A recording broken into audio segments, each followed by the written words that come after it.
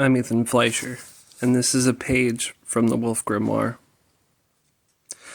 The golden pager is the ultimate symbol of the modern corporate state.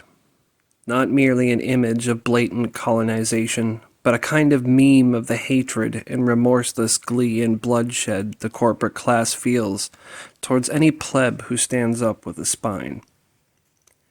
It's as if Benji Netanyahu was some deranged vampiric Willy Wonka handing Trump the golden ticket. Congratulations, you've been given the ticket and now you can take over the ethnic cleansing factory. It's increasingly obvious this is not just a class of successful business people or savvy government bureaucrats who are occasionally forced to use military action to protect previously established economic interests. No, the truth is that appalling violence is the central feature of the CIA Mossad-controlled gang of thugs that assassinated its way to power during the Eisenhower and Kennedy era. There are two types that seem to gravitate towards this bloated war machine: overt sadists who have amassed totalizing influence, and the technocratic experts who feign obliviousness in order to clench that fat salary doing what they went to school for. After all, capitalism in the 21st century seems to only have one real rule. Any conceivable atrocity is on the table so long as you can get a decent paycheck doing it. When the atrocity is committed through improper channels, it's a crime. When it's done with a corporate blessing, it's business as usual. In the late 19th century, big business began seeking out and employing violent thugs to come bust up unions and activists whenever they got too rowdy and the industrialists were uncomfortable. It was the dawn of an inextricable relationship between organized crime, called La Cosa Nostra in those early days, and their handlers, the industrialists. By World War II, Operation Underworld had the OSS, the precursor to the CIA, overseeing a vast network of thugs tasked with protecting American interests, which apparently included blackmailing problematic government officials, defanging unruly law enforcement, and beating the ever-living hell out of union activists.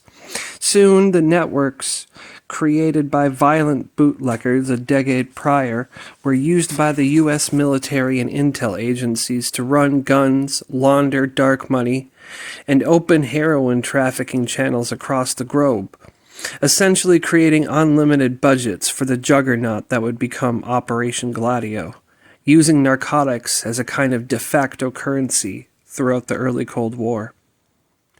It's important to remember that the CIA and friends were not working-class patriots, but wealthy Wall Street, Ivy League alumni, and predictably, they acted not in the welfare of the average blue-collar Joe, but in the welfare of Wall Street.